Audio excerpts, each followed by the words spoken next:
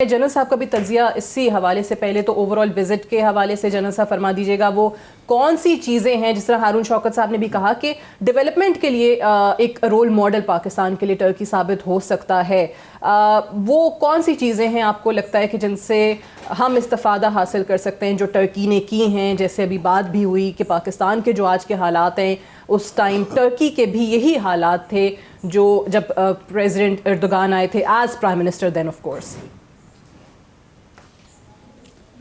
देखिए, जो सिमिलैरिटीज़ आप बात कर रही हैं उस वक्त हालात की थी, लेकिन कुछ डिससिमिलैरिटीज़ भी मौजूद थी।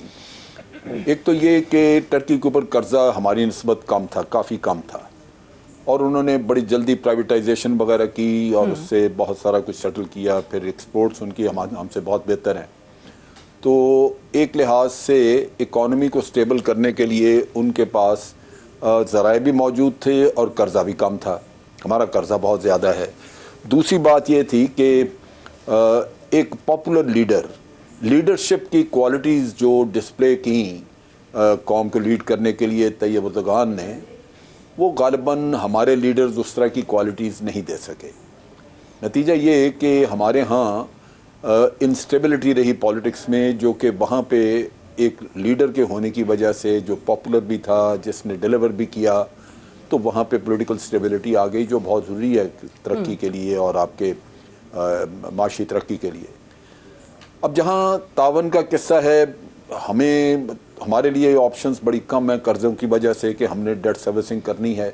आज डेट सर्विसिंग और आपके पे एंड अलाउंसेस और जो पेंशन हम देते हैं वो तकरीबन हमारा सारा जो रेवेन्यू है वो उस पर निकल जाता है। तो आप जब तक एक्सपोर्ट्स ना बढ़ाएं, कुछ और ना करें, उसमें मेरा ख्याल है कि हम टर्की के साथ 3 तरह के रिलेशनशिप इस वक्त इस्तबार करने के लिए मसरूफ़ हैं। एक तो पॉलिटिकल, और पॉलिटिकल में आपने देखा कि वो आपको अफगान मसले पे भी, कश्मीर पे भी आपकी हमायत करते हैं, और ये वो रिलेशनशिप है जो जिसको आपने आगे बढ़ाना है ताकि FATF वगैरह में भी आपको टर्की की सपोर्ट रहे।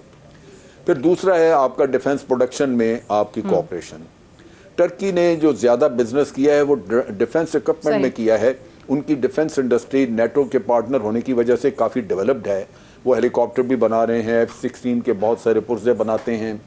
उसके अलावा शिपयार्ड उनके बहुत एडवांस शिपयार्ड हैं, लिहाजा वहाँ पे वो नेवल इक्विपमेंट वगैरह काफ़ी बना रहे हैं। तो ये एक फील्ड है जहाँ हमें उनके साथ तावन करके कुछ टेक्नोलॉजी भी लेनी चाहिए और कुछ जॉइंट वेंचर्स वगैरह कर लेनी चाहिए, जो मेरा ख्याल है कि कुछ तजवीज़ें ऐसी आएंगी। और फिर तीसरा है आपकी माशी तरक्की का ओवरऑल एक स्ट्रक्चर जो इनके साथ आपको तय करना चाहिए, और उसमें आपके CPEC से रिलेटेड जो इकनॉमिक जोन हैं, जो स्पेशल इकनॉमिक जोन्स हैं, उनमें इन्वेस्टमेंट इनसे लेनी चाहिए। उसमें अपॉर्चुनिटीज़ बहुत ज़्यादा हैं और इन्वेस्टमेंट भी ऑलरेडी आ ही रही है चाइना की तरफ से, लेकिन ये चाइना स्पेसिफिक नहीं रखना चाहिए इसमें। और ये बात हुई भी कि टर्की को CPEC का हिस्सा बनाने के ओके आप कह रहे हैं कि मेन तीन शोबे पॉलिटिकल, आगे इकोनॉमिक, स्पेशल इकोनॉमिक जोन। तो अगर ये तीन एरियाज में आपकी बड़ी स्ट्रॉन्ग कोऑपरेशन हो जाती है तो फिर टर्की के साथ आपकी रिलेशनशिप बड़ी बाइंडिंग रिलेशनशिप होगी। ठीक है। अच्छा, शाहिद अमीन साहब ये बताइएगा कि पहले भी कुछ ऐसी ऑर्गेनाइजेशंस कोऑपरेशन के लिए बनाई गई, जिस तरह 1964 में regional cooperation for development Iran, Pakistan और टर्की की रही, 1985 में फिर इकोनॉमिक कोऑपरेशन ऑर्गेनाइजेशन। क्या हुआ इनका? What happened? They just disappeared. क्यों नहीं ये ऑर्गेनाइजेशंस काम कर सकी? क्या वजह बनी? जी, यकीनन आपका अच्छा सवाल है। इत्तेफाक से मेरा भी RCD के साथ एक ताल्लुक़ रहा है प्रेसिडेंट अयूब खान के ज़माने से। तो उस पीरियड में बड़ी ख्वाहिश थी प्रेसिडेंट अयूब की और तुर्की के और ईरान के शाह की कि RCD को बड़ा फ़ाल बनाया जाए, बहुत यानी स्ट्रॉन्ग एम्फेसिस थी। लेकिन दरहकीकत बिल्कुल RCD जो थी एक किस्म की मार्जिनल रकम की ऑर्गेनाइजेशन थी, और जहाँ तक उस वक्त जो रिव्यूज़ मैंने सुने थे वो ये थे कि मसला यह है कि तीनों मुल्कों की एक कोई कंपैटिबिलिटी नहीं है, वो एक ही जैसे प्रोडक्ट्स को एक्सपोर्ट करते हैं, तो उनमें जो चीज़ हमें चाहिए वो उनके पास पहले से मौजूद है। तो ये सारा सिलसिला था कि جس کی وجہ سے RCD نیور میڈ مچ ہیڈ وے. اس کے بعد اس کو ECO بنایا گیا کیونکہ ایران کی کچھ مخالفت تھی اس نام سے, لیکن اس ECO نے بھی کچھ نہیں کیا ہے. تو لیکن اس کے باوجود میں کہوں گا کہ اس وقت ترکی کی سب سے زیادہ اہمیت ہمارے لیے غالباً ایز این اکنامک ماڈل ہے.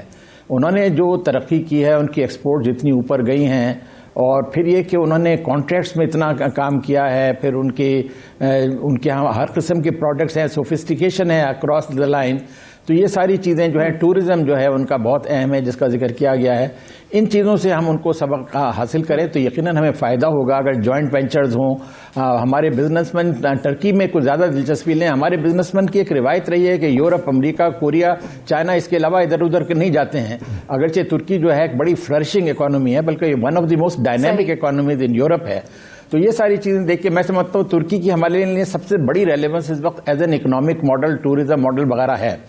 ساتھ ہی میں یہ کہوں گا کہ بعض جو سیاسی محاذ پہ اگر آپ جائیں تو اردگان صاحب یقیناً ایک اسٹرانگ لیڈر ہیں, but he is a very controversial leader. ان کے ملک میں شدید پولرائزیشن ہے, بہت سارے لوگ ان کے سخت مخالف ہیں. تو ہماری اپروچ ہمیشہ وہی ہونی چاہیے کہ friendship is with the country, not with a leader. تو ترکی ہمارا ہمیشہ ہر رجیم میں بہت اچھا دوست رہا ہے, وہ سلسلہ رہنا چاہیے. It should not get personalize کہ ایک لیڈر کے ساتھ وابستہ ہیں. باقی جو ان کی رول ہے آپ نے دیکھا ہے مشرق وسطیٰ میں, تو وہاں پہ جی ہاں, وہاں پہ ہماری اور ان کی جو پالیسیز ہیں وہ بالکل ایک جیسی نہیں, اس میں بڑے اختلافات ہیں. ہماری سعودی عرب کے ساتھ بہت ہی اہم ریلیشن شپ ہے, بلکہ پلر آف ہماری فارن پالیسی ہے کہ سعودی عرب کے ساتھ تعلقات بہت قریبی رکھے جائیں. ترکی کی سعودی عرب کے ساتھ اکثر تعلقات میں تناؤ ہی رہتا ہے. پھر انہوں نے جو قطر کی حمایت کی ہے اسے سعودی عرب خاصا ناراض ہے. تو پھر شام میں بھی ان کی اور سعودی پالیسی میں اختلاف ہے. تو اس لیے ہمیں اس سلسلے میں احتیاط رکھنی چاہیے کہ ترکی کی اس پالیسی کے ساتھ پوری طرح سے ہمیں اپنے آپ کو ایسوسیٹ کرنا چاہیے. کیسے رکھی جا سکتی ہے, کیونکہ پاکستان ایسی چیزوں میں بڑے کمپلیکیٹڈ پلیس پہ خود کو پاتا ہے. اس میں کیا مزید ہو سکتا ہے؟ سعودی عربیہ کا ذکر کیا, اس پہ بھی بات کریں گے. آپ غالباً RCD اور ECO پہ کچھ کہنا چاہ رہے تھے. میں ایک بریک لے لوں, بریک سے واپس آ کے اس پہ آپ کا انپٹ جانتے ہیں وقفے کے بعد.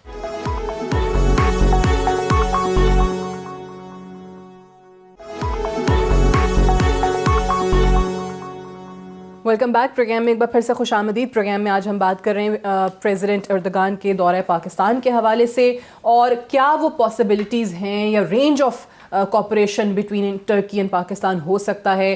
بریک پہ جانے سے پہلے ہم بات کر رہے تھے کہ جو RCD تھی, ریجنل کوپریشن فار ڈیولپمنٹ اور اکنامک کوپریشن آرگنائزیشن ECO, یہ ایران, پاکستان اور ٹرکی کے لیے ان تینوں ممالک کے درمیان کیوں انفیکٹو رہیں, کیوں نہیں چل سکیں؟ فرحان بخاری صاحب, آپ اس پہ کچھ کہنا چاہ رہے تھے. جی, میرے خیال میں تاریخ ہمیں یہ بتاتی ہے کہ یہ جو شروعات ہوئی ہیں اس میں سیاسی عنصر بڑا نمایاں تھا, اسٹریٹیجک انٹرسٹ بڑے نمایاں تھے. گو کے بعد میں یہ ایران کے حالات کی وجہ سے پاکستان اور ایران میں بھی ایک دوری آئی, اور اب آپ جیسے دیکھ رہے ہیں پچھلے 20 سال سے ہم کہتے تو یہ ہیں کہ ان کے ساتھ تعلقات بڑے قریبی ہیں, لیکن 20 سال سے ہم یہ فیصلہ نہیں کر پائے کہ ہم نے ایران سے گیس امپورٹ کرنی ہے کہ نہیں, باوجود اس کے کہ ہمارے ملک میں ایک بہت بڑا انرجی کا بحران رہا ہے اور اب بھی ہے. تو آخر میں اگر آپ نے انٹیگریشن کرنی ہے اور کامیاب انٹیگریشن کرنی ہے جس طرح یورپین یونین میں ہوئی ہے, تو پھر آپ کو اکنامک انٹرسٹ اپنے ڈیفائن کر کے اور اس میں کوئی کامن ایک پلیٹ فارم آپ کو بلڈ اپ کرنا پڑے گا, جس کی وجہ سے پھر عام لوگ آپس میں اور جو کارپوریٹ انٹرسٹ ہیں, بزنس مین ہیں, وہ اپنے آپس میں وہ کوئی لنکیجز ڈیولپ کر سکیں. بہت سارے ایسی چیزیں ہیں, ایسے ممالک جس طرح کہا جاتا ہے, میں نام نہیں لیتی, چلے کہ 1-2 اور ممالک جن کے ہمارے ساتھ بڑے دوستانہ برادرانہ تعلقات ہیں, کہیں نہ کہیں ان کی وجہ سے دباؤ, پریشر, مصلحتیں, مجبوریاں, جب یہ چیزیں آڑے آتی رہیں گی تو پھر وہ جو رشتہ دیگر ممالک کے ساتھ استوار کرنے کی بات ہے, جس طرح آپ نے ایران کے حوالے سے کیا فیصلہ ہی نہیں کر سکے, گیس آپ نے لینی جی, اگر آپ ایک ملک کا نام نہیں لے رہی تو میں لے دیتا ہوں. امریکہ کا پریشر رہا ہے, ٹھیک ہے, سعودی عربیہ کا ہوتا ہے, سعودی عربیہ کا پریشر رہا ہے, اس میں نہیں گئے ہم, بالکل, انہوں نے کہا ڈس اپوائنٹ ہوئے ہم, پرائم منسٹر عمران خان نہیں آئے. آخر میں بات وہی آ جاتی ہے کہ آپ اندرونی طور پہ اپنے ملک کی پہلے اصلاح کریں, اپنے آپ کو مضبوط کریں, ٹھیک ہے, مضبوط کریں, تو پھر آپ ایک ایسی جگہ پہ پہنچ سکتے ہیں جہاں پہ آپ اپنے فیصلے اپنے حق میں جو ہیں, جس طرح ہیں اچھے یا برے, وہ آپ اپنے فیصلے خود کرنے کے قابل ہوں. اگر آپ نے ملک کو سالہ سال سے چلایا ہی مانگ تانگ کے ہے اور ابھی بھی وہ بات چل رہی ہے، سعودی عرب نے آپ کو 1 جولائی 2019 سے 3 سال کے لیے $9.6 بلین کی وہ ڈیفرڈ آئل پیمنٹس دی ہیں.